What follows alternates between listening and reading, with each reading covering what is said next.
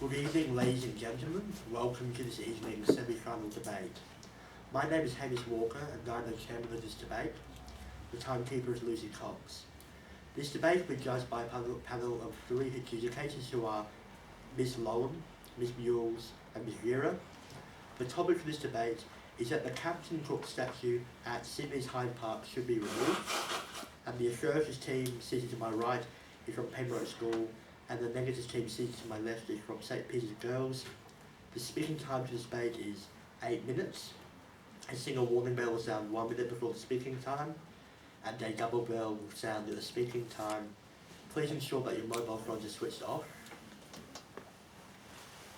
I declare this debate open and call upon the first affirmative speaker, Nate Kamaka.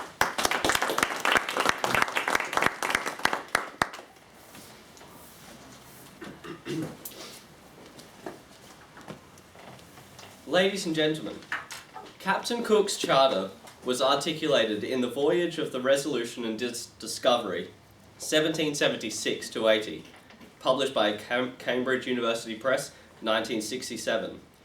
You are also with the consent of the natives to take possession in the name of the King of Great Britain, as you may discover, but if you find the country so discovered are uninhabited, you are to take possession of them for His Majesty. Good evening, my name is Nate, and the topic for tonight's debate is that Captain Cook statue in Sydney's Hyde Park should be removed. We, the affirmative team, deem this statement true. We define the topic to mean that the said statue of Captain James Cook, as it currently exists in Hyde Park, should be removed from Hyde Park, as despite representing a significant component of Australian history, his statue should feature in a more historically relevant place and in a more sensitive way. In today's context, it poses a damaging threat to the Aboriginal peoples of Australia, and there are a wide variety of reasons why it should no longer stand with such a claim in Hyde Park. Tonight, I want to address two main points. My first point involves how this statue of Captain James Cook represents a colonialist mentality that is incompatible with Australian social ideals today, and is therefore undeservedly an object of great notoriety. My second point investigates the importance historical revisionism has in society, and why it is necessary we take steps to revise history with further knowledge we obtain to convey a more objectively accurate and truthful message. Our second speaker, Oscar, will emphasise the beneficial and pivotal nature of this debate that serves for better treatment of Aboriginal people in our community. Our third speaker, Samuel, will rebut the opposition's arguments and sum up our team case. Firstly, I want to delve into the idea of what the statue stands for, and precisely why it is unacceptable to what it stands for in our modern society. Australian Geographic. Captain James Cook sailed on the voyage where he discovered Australia. AustralianExplorer.com. During 1770, he discovered the east coast of Australia. Squirk, a worldwide online learning resource. 18 years after Captain James Cook had discovered the eastern coast of Australia. These comments inexplicably state Captain Cook discovered Australia, are examples of blatant whitewashing of Australian history after the native Aboriginal Australians had lived there for some 60,000 years prior to Western landing. It comprises a thoroughly ancient civilization, which is undeniable. To fully understand the intricacies of the debate, we must investigate what colonialism is and how it is relevant. Colonialism refers to the systematic practice of acquiring political control over territories and weaker peoples for the purposes of exploitation of national resources and expanding a world empire. This is just the motivation of Cook's time. The prisons in Britain had become unbearably overcrowded, a situation worsened by the refusal of America to take any more convicts after American War of Independence in 1783. Sue Ballin, International Centre for Convict Studies, has seduced the convicts who were forcibly removed, uprooted and exiled from their homeland, and, on the other, their presence in Australia, together with that of the free migrants, brought about the displacement of the Indigenous peoples of Australia. Worse than that, in time, the Indigenous peoples were to find themselves exiled from their homeland and embroiled in a cultural dislocation brought about by British and colonial intervention against their peoples, also including the evidence of which remains only too strongly with us today. Stan Grant, an ABC presenter of Aboriginal descent, asserts that in this time, lands not occupied by Christian monarchs were free to be colonised. Terra nullius means land owned by nobody, and under international law refers to a territory which had either never had sovereignty held over it or had sovereignty waived. Thus, it may be occupied by whoever claims it. Captain Cook's statue here today symbolises, pays homage back to the idea of terra nullius, or empty land, evicting the native Aboriginals of their rightful home and profound culture, not to mention disenfranchising them far beyond the rights of white people to the point they were considered nuisances.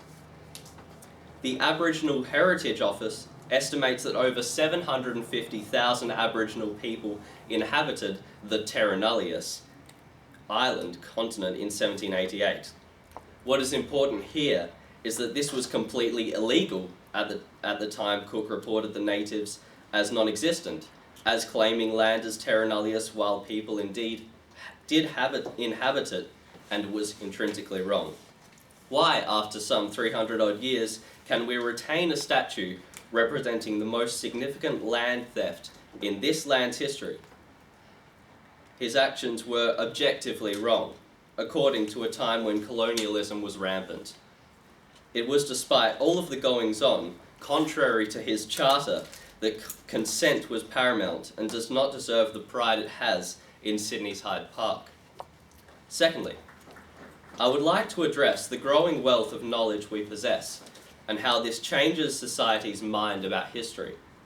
We can call this historical revisionism.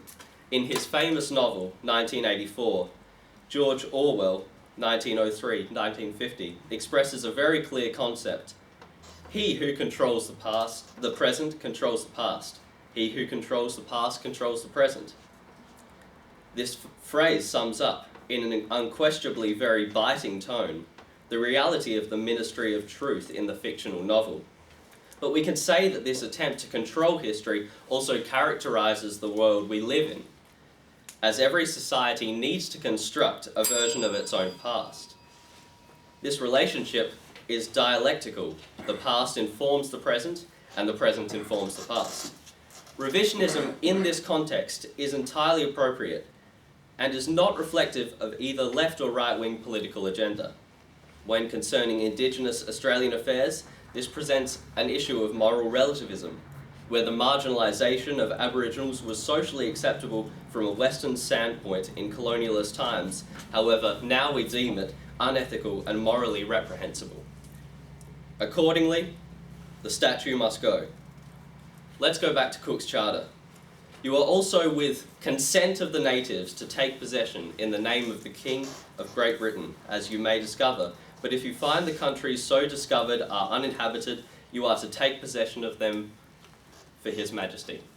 Thank you.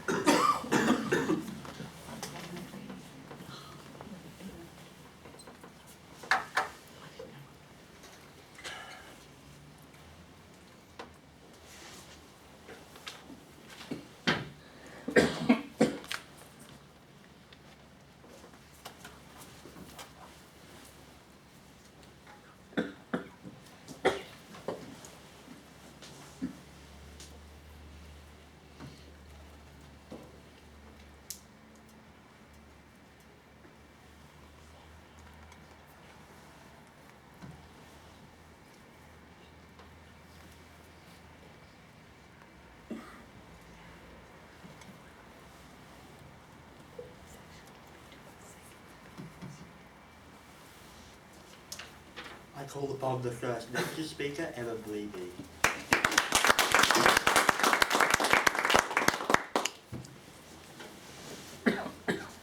Good evening, everybody.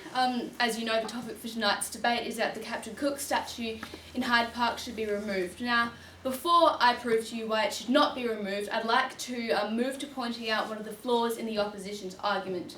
Their main argument was that the statue should be removed because of what it stands for. But we would like to point out that we understand the statue is significant of British occupation. But, as my second speaker will expand on, British colonialism has an integral part in Australian society further than the effect on Indigenous Australians. Furthermore, they were pushing this idea of historical revisionism, but the statue provides an important commentary on past perspectives, serving as a reminder that essentially we can change our perspectives on history and our actions based on what has happened in history, but we cannot change what has happened. So now I'm going to move to my case, and I would like to provide our own definition, as we do not agree that the statue provides an adverse threat to Indigenous Australians. So we agree with the definition of the statue, and that the inscription is that it says it discovered this territory in 1770, but we would like to add that Captain Cook is responsible for bringing Australia to the attention of the British as a potential colony. In our argument, we will refer to remove as to take the statue away completely and not leave any memorial whatsoever. This would not involve relocation or change, just the removal of the statue, which we, the negative team, do not agree with. We will refer to a better solution to alleviating the effects of colonialism. That would be, leave the statue and change the inscription to be more reflective of different perspectives and to acknowledge Indigenous perspectives of Captain Cook's role in colonialism. I will be discussing that removing the statue is an ineffective way of alleviating the effects of colonialism on Indigenous Australians, and that there are more effective ways of doing so, and pointing out that this action has been taken in countries before without success. My second speaker will discuss the impact of Captain Cook and colonialism on current society. Throughout my speech, I will refer to Indigenous Australians as ATSI people, an abbreviation for Australian and Torres Strait Islander people. I'm now going to move to my first point, that removing the statue is but a symbolic measure and does not actually lessen the negative effects of colonialism. So what are the negative effects of colonialism? We refer to the disadvantage of Indigenous Australians as the gap, and the gap is prevalent in mortality rates, mental health, homelessness, domestic violence and disability, as recognised by the Australian government in the Close the Gap campaign. On Monday, the ABC and New Matilda published articles reporting that the UN has publicly condemned Australia's lack of progress on closing the gap as woefully inadequate. As UN Special Rapporteur on the Rights of Indigenous Peoples Victoria Towley-Corpuz expressed, it is unacceptable that despite 2 decades of economic growth, Australia has not been able to improve the disadvantage of its Indigenous population. From 2008 to 2016, child malnutrition, obesity rates and maternal mortality rates have all increased to about twice their size, according to Close the Gap statistics. We understand that these problems have arisen due to systemic racism and the effects of colonialism, but the crux of this conversation is that removing the statue simply will not alleviate these effects or make any real objective impact on Indigenous Australians' lives. Besides, this debate on this statue is taking the conversation away from genuine perpetrators of oppression, case in point, our government. In 2013, the federal government reduced Indigenous federal spending in the budget, and 2014 followed suit with a further $534 million budget cut to Indigenous welfare. In 2016, the Turnbull government failed to implement the National Aboriginal and Torres Strait Islander Health Plan and reversed the hidden cuts to Aboriginal primary health funding caused by the freezing of Medicare rebates. The removal of a statue does not even begin to encompass solving this systemic racism. Now, although we believe it crucial we remind ourselves of why our society is like it is, as my second speaker will discuss further, and the removal of the statue does not alter Indigenous disadvantage, we completely agree that leaving the statue as it stands is offensive at best to Indigenous Australians. As it stands, the statue reads, "Discovered this territory in 1770, but we know that Captain Cook did not discover this territory in 1770, so this is where we would like to acknowledge that changing the inscription of the statue would be a far more appropriate acknowledgement of the perspectives of both British settlers and Indigenous Australians, as Bill Shorten, opposition leader, has already commented. Symbolic action, however, will not close the gap." I would now like to move to my second point. It has been demonstrated that the removal of controversial statues does not improve the lives of those systemically oppressed. Across America, statues of Confederate generals and memorials are being torn down as they are seen as an endorsement of slavery. Now, this draws a strong comparison to the proposed removal of the statue of Captain Cook. Since 2011, statues have been torn down in America as an effort to undo systemic disadvantage Black Americans face. But these efforts have not actually made reparations for slavery, and if anything, the aftermath has demonstrated worse outcomes for marginalised groups by fueling racial resentment. As a result of America's attempts of reparation, America is regressing, and we can see this recently with the most recent Charlottesville riot in West Virginia. And systemically, oppression still continues. In 2015, there were 55 fatal shootings of people of colour by police in the first 24 days of the year, and this is compared to England and Wales's 55 in the past 24 years. In 2016, there were at least 309 Black people killed by the police in the year. Joe Biden, former Vice President of the United States, has condemned the removal of the statues and the following violence, and not only stated that the removal has exacerbated the problem, as we can see from Charlottesville, but that we can't change history, but we can learn from it. Tearing down statues does not change systemic racism and disadvantage. It only reinforces the confrontational aspect of this debate. If the statue stays as it is, colonialism triumphs. If it is torn down, the descendants of colonialists have lost a part of their history. Historical statues do have a role to play in discussing our history and can be used to provide more than one perspective to have a civil dialogue.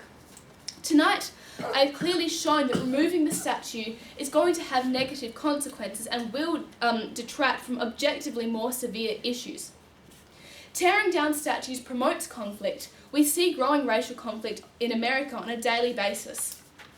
Chair and audience, we the negative team cannot stress enough the importance of equity and closing the gap further, which is why I would like to reaffirm that the statue should not be removed but altered. Because erasing history does nothing to amend current tensions and conflicts, and nor do symbolic measures repair mortality rates and close education gaps. Thank you.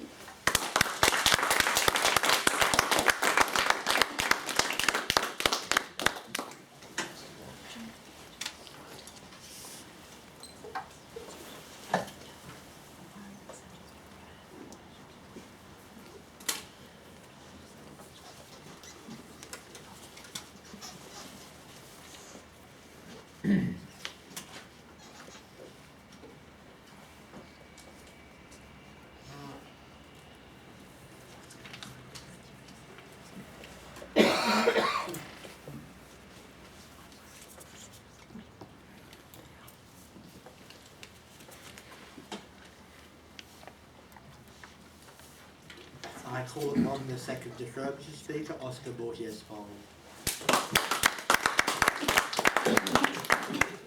Good evening, ladies and gentlemen. The topic for tonight's debate is that the Captain Cook statue in Sydney's Hyde Park should be removed. We, the affirmative team, strongly believe this statement to be true. Firstly, I would like to address the discrepancy in definitions between the two teams. The affirmative team has disagreed with our definition of removed, stating that it suggests the statue should be somehow atomized or completely removed from society.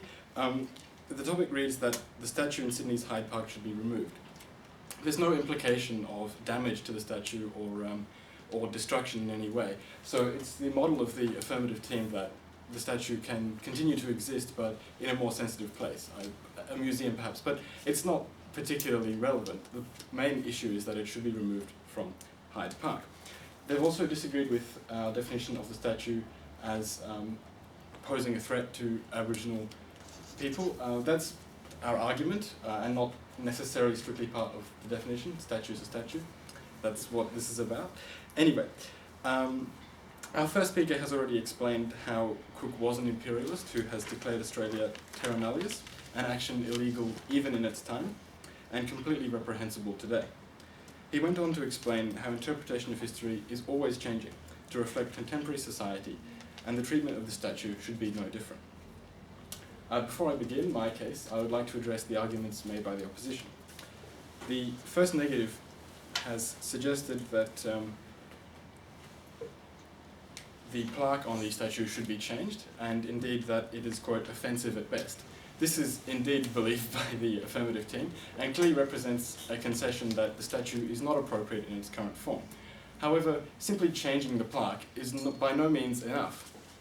This does not change the vast history behind this statue and the societal association it has with colonialism and holding people such as Captain Cook quite literally on a pedestal. They've suggested that removal of the statue is only a symbolic gesture and would not alleviate the effects of racism. As a statue, it is entirely symbolic, and we live in a society that is highly dependent on symbolism. This is a very meaningful gesture to remove this statue, and while more needs to be done, we're simply arguing that the statue should be removed. Not that it's the most important issue for the world right now, but that there is a moral obligation that the statue is better not there than there. Also, they've stated that it distracts attention away from more important issues surrounding Aboriginal people. However, I fail to see what attention it has distracted, in that it has only increased attention around this issue, and can only serve as an improvement. They've also made frequent reference to the idea that the affirmative team somehow suggests erasing history. But what history is it that we're erasing, supposedly? A history where Australia was discovered by Captain Cook? That's no history, we know that. What we're suggesting is a correction of history, and that's really the only way to do this. I'll be addressing two main points. Firstly, explaining Cook's place as a symbolic leader of European invasion, and hence the importance of the statue's removal. And secondly, explaining how the statue presents a history that is false on a number of levels. My first point is that the act of removing the statue is an important gesture for the ongoing process of reconciliation. For most people, Captain Cook represents a figurehead of European colonization, none more so than for the Aboriginal people. To quote the Aboriginal Heritage Office, the arrival of Lieutenant James Cook in 1770 marked the beginning of the end of an ancient way of life. He was at the start of a long process of English colonization that would ultimately lead to the destruction of culture and terrible loss of life, as our first speaker has already explained. To celebrate the figurehead of this destruction is simply wrong. In addition, the removal of the statue would itself be an equally potent symbolic act. What value, you might say, is symbolism? But realize that a statue is purely a symbolic. It is objectively a piece of metal or rock. It is what the statue represents and the value that we place on it that is important. A monument, like the one to Captain Cook, is an acknowledgement of a person's virtue or contribution to a common good. Once history books are written and the victims of dark periods in history can be heard, it is vital that we reconsider the standing of figures who might have once been considered heroes and depicted in statues. The removal of this statue is an important acknowledgement of Australia's Indigenous history. It is a message that we are committed to the process of reconciliation, that as a society we are prepared to make changes and alter our European interpretations to build tolerance and understanding with the Aboriginal people. It recognises that recognition is ongoing and can only be achieved by challenging the status quo. Removal of this statue is representative of a greater willingness for change and an improvement for the first Australians. I now move to my second point, that as it stands, this monument presents a false history, damaging to the process of reconciliation. Put simply, the statue fails to acknowledge the Aboriginal perspective of events. ABC Indigenous journalist Stan Grant describes it as perpetrating a damaging myth that Captain Cook discovered Australia. It fails completely to recognise the 60,000 years of Indigenous history and suggests no one mattered until white men arrived. To quote the Aboriginal Council for Reconciliation, real awareness, understanding, appreciation and respect for the culture and history of Indigenous Australia reconciliation requires these things, real awareness and so on. It is the basis of the inclusion, its basis is the inclusion of the Indigenous peoples of Australia. While the legal concept of terra nullius was overturned in 1992, its insidious remnants are seen in this statute. While testaments to a false history remain, can we truly be said to have moved on? Furthermore, Captain James Cook was not even the first European to make landfall in Australia. He was more than aware that the Dutch had done this in Western Australia 150 years earlier. Even from a blatantly biased European point of view, Cook was still not the discoverer of Australia. If we somehow ignore Cook's imperialist motivations and criminal past, then he should be acknowledged as a sailor and a cartographer. Portraying him as a discoverer and founder of nations is, on so many levels, immoral and simply inaccurate. Ladies and gentlemen, Captain Cook was the first European to map the east coast of Australia, and a criminal even in his time. By no stretch of the imagination is he a discoverer of Australia. To suggest this undermines 60,000 years of Aboriginal history and culture, indeed denying the very existence of Australia's first people. To remove this statue would be a step away from an imperialist interpretation of history, and one step closer to reconciliation. It is the only appropriate measure, given the immoral and illegal nature of Cook's past, in claiming Australia as terra nullius. It represents the changing views of a modern society. This symbol of European invasion should be removed as a symbolic action of change and commitment for the future. To leave it is not a preservation of history, but a denial.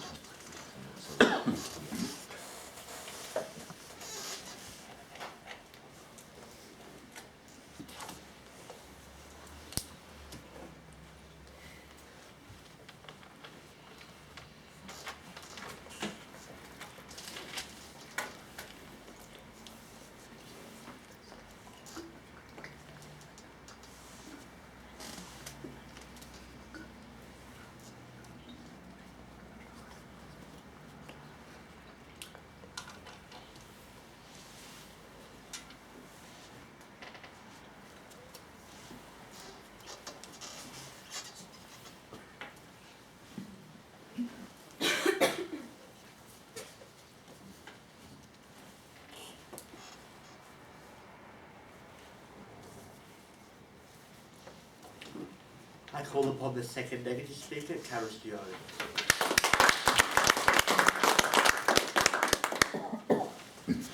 Good evening, everyone. The topic for tonight's debate is that the Captain Cook statue in Sydney's Hyde Park should be removed. We, as the negative team, firmly believe this statement is false. Now, to start off, I'd like to clarify some points about the definition without trying to turn it into a definition debate, but bringing it back to this definition, we did not suggest removal meaning, atomization, as the second speaker has stated, but more moving it out of public view without acknowledging, and this is a definition, not our proposal, just moving it out of public view. So, as well as this, we seem to be on a very similar page with our proposals. More, yours is moving it into a different place so people can see it and acknowledge the history, whereas ours is changing the plaque so everyone can also see it and acknowledge history. So both of our definitions and proposals sort of lead to the same thing. So we believe that leaving the statue there and changing the plaque sort of supports both of our ideas that we should keep it there rather than moving it or destroying it. Onto the first speaker's points of the colonialism points. I would like to state that acknowledging the colonialist mentality as what the statue as it stands represents, we would like to acknowledge the colonialist mentality as what the statue represents, yet we disagree with what the first speaker briefly mentioned, which was to move the statue's location. As our first speaker stated, we have proposed that we should change the inscription to move forward. Sorry, I always said that. This brings me to the first speaker's second point of historical revisionism, which is kind of the same as the first point. As I will discuss later in my speech, what we have proposed will support this idea. The second speaker has stated that the moving the statue is an important gesture for reconciliation. And as our first speaker, Emma, has stated, this removal may be symbolic, but it hasn't any proof that moving forward as a society will be the outcome of this moving. The second speaker's second point was that it fails to acknowledge history and it is sort of whitewashing. I will also discuss this point further in my speech, and again, we would like to say that changing the plaque to suggest he didn't discover Australia would be a more appropriate measure than removing the statue completely. Tonight I'm going to discuss the historical side of this debate. Firstly, speaking how it is important to address the removal of the statue with modern minds and acknowledging past history. And secondly, how the statue represents an erasable part of Australian history. Firstly, we believe that the statue is a representation of our history as a nation, and we must use the statue as a method of acknowledging history. In no way do we, the negative team, condone the consequences of colonialism, as our first speaker, Emma, has mentioned. However, this is our past and we must acknowledge it. We as a society today can look at the statue and remember history as something to move forward from, not censor from our minds, because it may have had negative impacts in the past. Shooters and Fishers MP Robert Borsak has compared taking down the statue to the removal of several Anzac memorials across Australia. This was originally proposed due to the whitewashing of history and the lack of ATSI representation. Now, although the Anzac memorials and the statue of Captain Cook have different meanings, they both represent significant periods of ATSI history. It was only 4 years ago in 2013, nearly 100 years after the war, that the South Australian government unveiled the first statue commemorating Aboriginals in the war. Mr. Borsak's comparison is a fair one, as it highlights the fact that we must acknowledge our history in order to move forward as a nation and make necessary changes to society to do so. Acknowledgements of our past and the wrongs committed in it is crucial for us to make the critical progress of one of the current major issues in Australian society, the gap, as our first speaker Emma has discussed. Furthermore, Liberal Upper House MP Peter Phillips also used the analogy of the ancient Egyptian pyramids when asked about the topic of the statue. He stated that if we were to take down the statue in Hyde Park, then a responsible assumption would be to remove the pyramids because they were built by slaves, and those of the lower class in ancient Egypt. This is a valid comparison for several reasons. The pyramids are an acknowledgement of history of the ancient Egypt, as is the statue of Captain Cook, an acknowledgement of our history as Australian citizens. Examples such as this extend all throughout history, but the message is the same. We cannot change what happened in the past, or the consequences that came as a result of this. We need to ensure that the statue remains with the new inscription of our first speaker has already outlined, which is a much more effective way of progressing as a society with modern minds. This brings me on to my second point, which is that by allowing the statue to remain, we are able to acknowledge both sides of the story that is Australian history. Despite there being other discoveries of Australia, it is impossible to deny that British settlers have had the most overwhelming impact on Australian society compared to other settlers. Think of our modern day society. Unfortunately, whether we like it or not, our foundations are built upon colonialism. Our parliamentary system reflects the Westminster system, and although this constantly shifts due to an increasingly diverse and multicultural Australia, our values generally reflect Western, British, and Eurocentric values. As I discussed in my first point, we must acknowledge our colonial history with modern minds. However, our history also involves the taking of land and massacres of ATSI people. In order for Australia to progress as a society, both sides of the story must be acknowledged, as was in Fremantle in 1994. A memorial dedicated to an explorer responsible for the massacre of over 20 ATSI people, it was originally planned to be removed and replaced with a memorial. However, the ATSI people of this region decided against this, instead designing a replacement plaque to acknowledge that there are always two sides to Australian history, and that needs to be understood. As quoted by Jimmy Edgar, an Indigenous man who involved in the design of the plaque. He also stated that we're saying this monument is not the final truth of this event. We can revisit it, question it, and approach it in different ways. As a negative team, we strongly believe this is important, as it did not edit history, as stated by Stan Grant, an Indigenous reporter for the ABC. Not only did this plaque acknowledge our colonial history, but it acknowledged the consequences of colonialism and allowed for our history and its effects to be revisited and analysed.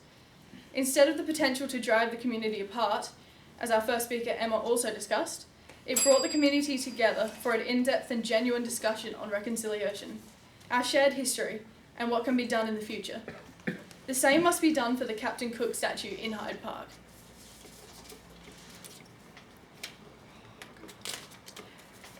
In conclusion, ladies and gentlemen, it is clear that the Captain Cook statue in Hyde Park should not be removed. Not only must we acknowledge the history with a modern perspective, but by allowing the statue to remain, we are acknowledging the two sides to Australia's shared history. Thank you.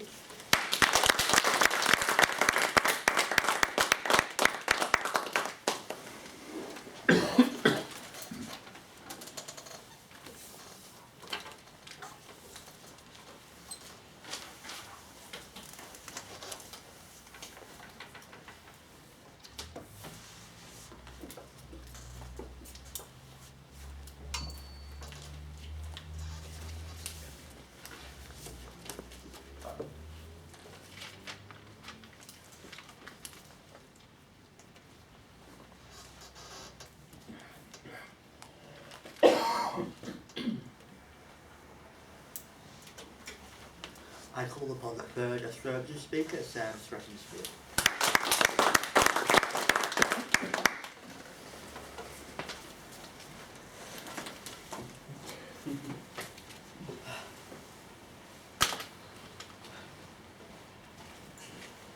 Good evening, ladies and gentlemen. I'd like to close out my team's case tonight by discussing a few points and themes raised by our opposition. So I'd like to break my argument down into 5 major points. The first being that our opposition has stated that this gesture is only symbolic, that it has no positive or direct impact. So I'd like to ask you a few questions about why the symbolism in such an issue is important, and also if perhaps we can't see an immediate tangible impact, why is that a reason not to take action such as this? Secondly, they've frequently discussed how removing it will lead to immediate negative impacts, and cited many examples which we deem to be outside the scope of the debate and do not acknowledge the context that this statue exists in. They also discussed how the statue acknowledges history, and that by removing it we are erasing history, and also how fourthly, how we cannot change the past. However, I would like to point out that the issue that this statue represents is an ongoing one, and that the marginalisation sort of experienced by Indigenous people, it doesn't exist in the past, it inhabits the present. And finally, I'd like to discuss how our opposition has stated that this statue is sort of an acknowledgement of history, and that this sort of statue, it kind of represents various different perspectives. However, as I will later discuss, this is simply not the case. So firstly, I'd like to talk to you about the importance of symbolism in such a debate. So allegedly, removing the statue won't address the issues faced by Indigenous Australians. How I'd like to make it extremely clear that reconciliation is an ongoing, continuous process. And so, let's say, as our opposition has been saying, that this statue removal doesn't have immediate positive impacts. However, this is not a reason to do it. And in issues such as this, the kind of huge societal changes that our opposition seems to be proposing will sort of come raining down from the sky, they just don't happen. It's really just not possible.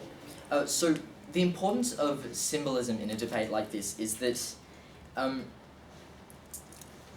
so it's a sort of mark of solidarity and understanding. It recognises Indigenous perspectives, which is really the most sort of critical component of the debate.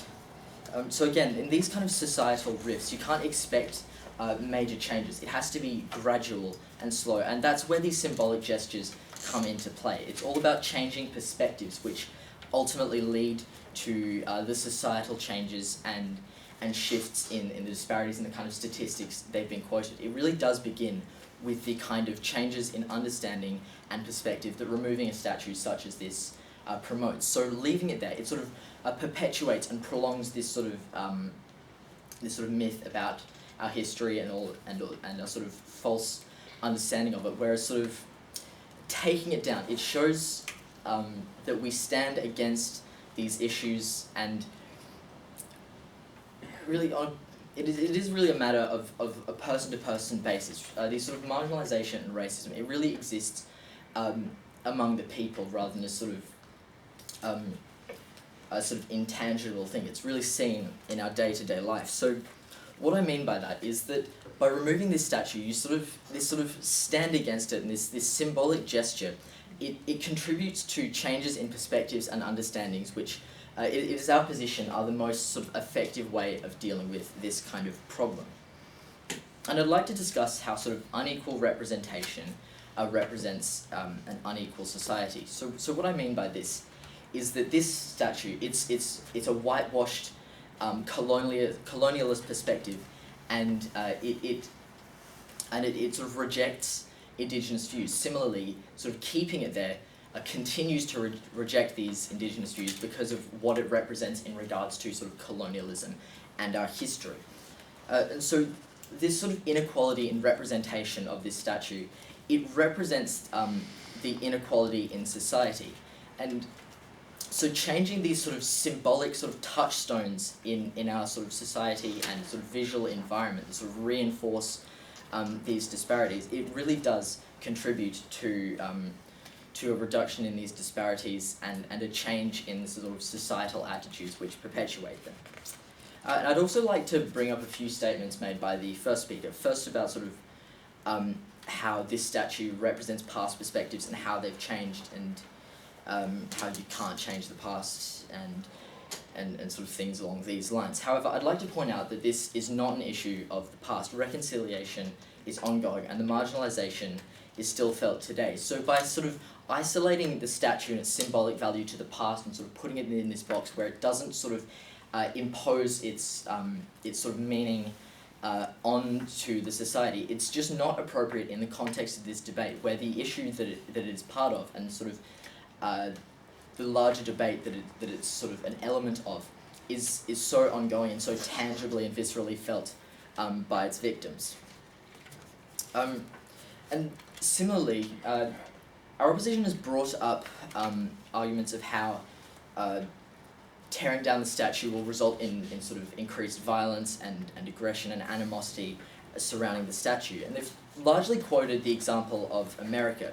However, I'd like to point out this is an entirely different environment, and it's not particularly appropriate to sort of draw this link and saying taking down a statue, given its context in Australia, sort of surrounding our colonialist past and the marginalisation of Indigenous people, sort of saying that tearing it down will result in people increasing the animosity towards this side of our history. I don't think that this point that they're making carries over into the Australian context.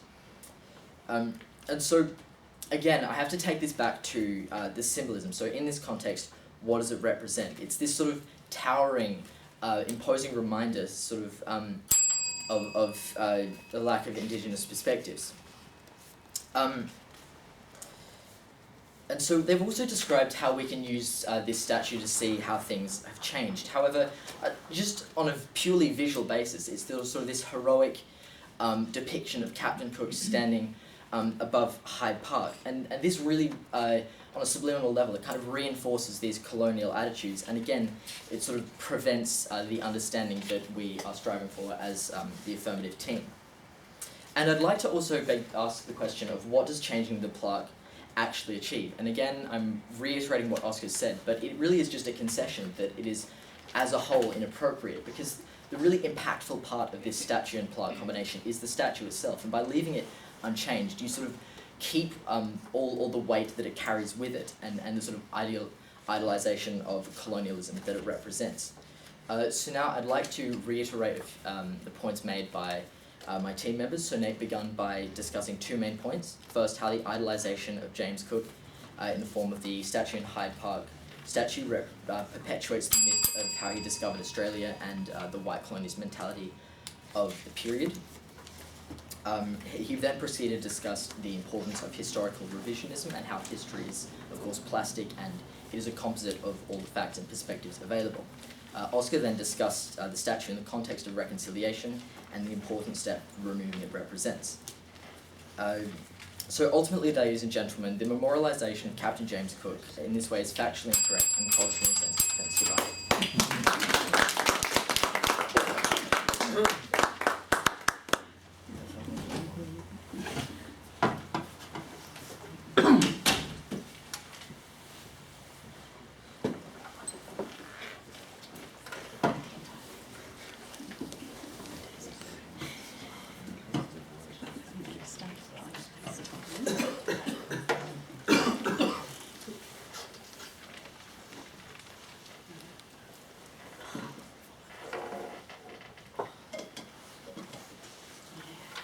I call upon the third deputy speaker, Sophie Louise Shields.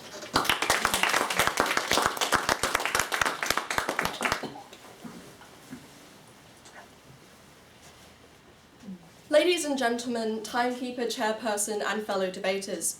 The topic for tonight's debate is that the Captain Cook statue in Sydney in Hyde Park should be removed. We, the negative team, strongly disagree with this statement. Now, before I sum up our team's case, conclusively convincing you that the statue should in fact stay where it is, I'd like to discuss some of the themes that the opposition has brought up in their argument tonight. Firstly, that Australia possesses a colonial mentality and that this is morally wrong and has some implications for Indigenous people. Secondly, that the statue should be removed due to historical revisionism. And thirdly, this idea that the statue is a symbolic gesture and that this is an important gesture for Indigenous people and important in reconciliation. Firstly, to this idea about Australia having a colonialist mentality and that Australia has whitewashed history. We agree that Australia has whitewashed history. There is no disagreement in this. We agree that colonialism has displaced Atsi people. However, and we also agree that Australia's past is dark and that a lot of the things that Captain Cook has done were neither morally right in the time at which they were done or in today's society. However, what we would like to emphasise is that this cannot be changed regardless of what is done by removing a statue or otherwise. This debate is also not about whether what Captain Cook did was morally wrong or not, although, however, we do acknowledge this is the case. Whether we like it or not, Cook's role in Australian history is broad and wide, and removing the statue fails to acknowledge Australia's part of colonial history. The opposition has spoken about this idea that we need to have different perspectives, but allowing the statue to remain and adding an additional plaque, as we have stated, is actually going to achieve this. In order to progress our society, we have to acknowledge colonial history. Even if we remove the statue to address this so-called colonial mentality, we'd like to suggest what does this achieve.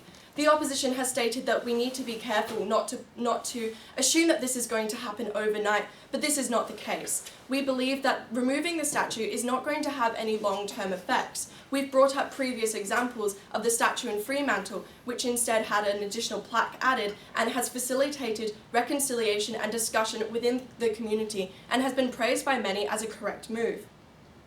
Removing the statue simply fails to acknowledge or resolves the issues and consequences about the gap. Reconciliation, as I will discuss later in my rebuttal, is also about closing the gap. It's not just about a symbolic gesture. They've also failed to address this idea that by moving the statue to a more sensitive place, it's going to actually promote discussion. They've briefly mentioned this in their speech. However, they've actually failed to bring up any examples as to how moving the statue to a more historically relevant place is going to solve this problem or facilitate reconciliation. They've also stated that our plaque is not actually going to do much and is not going to be enough, but as our first speaker, Emma, discussed, we have definitively proved why adding a plaque is actually going to be beneficial to Atsi people and for facilitating discussion. It also changes the context around around the statue and makes it relevant to today's society. They've also brought up this idea that our comparison of Australia and America is incorrect and isn't really relevant. However, we would like to point out and argue why they are relevant. They're comparable because, one, slavery and Indigenous oppression are both results of colonialism. Both groups are still oppressed today, and there are still wide gaps between the majority and minority in both of these societies today. There are similar patterns in the laws, such as Jim Crow laws and Indigenous treatment at similar times which have occurred. We've never explicitly stated as well that removing the statue is necessarily going to increase violence. What we were using the America example to prove was that it results in negative consequences. We cannot necessarily be sure what these are going to be. However, we have demonstrated that these are very likely to occur. Furthermore, they have also suggested that by removing the statue, we're going to be able to correct history. However, this is simply a false statement. You cannot correct history regardless of moving the statue to a more sensitive place. History is history, and as we have made very clear throughout our argument, this is not going to change. We cannot revise history. We cannot change what it has done or the consequences of it. Now, this brings me to their second theme about historical revisionism. The opposition stated this quote from Animal Farm, that he who controls the past controls the present, controls the past. And they've also discussed with this idea that the morals and ethics regarding Captain Cook's landing in Australia and his so-called discovery of Australia is morally wrong. We completely agree with this. However, instead of removing the statue, we believe that the keeping of the statue provides more opportunities for Australian society to actually reflect on this, but to reconcile and move forward. Furthermore, we've discussed, and as I previously discussed in my rebuttal, symbolic action or removing the statue is going to have little effect on society and is actually not going to have much effect on the facilitation of reconciliation. History serves as an important reminder to our past, and as is famously quoted, those who fail to acknowledge history are doomed to repeat it. The Orwellian solution, as proposed by the opposition, does not acknowledge history. We do not agree with colonial perspectives either. However, they serve as important reminders as to what a large part of Australia's past and foundations are actually built on. Now to the third theme, that removing the statue is going to be an important step in reconciliation. They've discussed how removing the statue is an acknowledgement of our modern virtues and goals, and that in order to reconcile, this must be carefully considered. We, however, disagree that removing the statue is going to truly facilitate reconciliation, as the opposition has suggested many times. As I previously stated, part of reconciliation is closing the gap and deep divide between the majority groups and minority groups in society. However, not only has this failed to be addressed by the Australian government, but removing the statue is also going to fail to address this. This is why the symbolic gesture of removing the statue simply isn't enough. We also agree that the statue represents a false truth. However, by no means is removing the statue suddenly going to fix these myths, truths, and preconceived stereotypes and ideas present in Australian society. However, adding a plaque actually allows for this to be reconsidered and for education to be provided for the wider majority of the Australian population. We've presented an example in Australia where the altering of the statue by providing a plaque in Fremantle has not only proven effective, but allowed the community to not only create a discussion, but to facilitate reconciliation and demonstrate both sides of the argument, which is crucial to acknowledging history. Now I would like to quickly sum up our team's case. Our first speaker, Emma, discussed how the statue is an ineffective way of solving the issues regarding Atsi people and how this is shown to be ineffective in other countries. Our second speaker, Karis, her first point discussed the idea that acknowledging history must be done with a modern perspective and how keeping the statue in its place whilst adding the plaque is going to do this.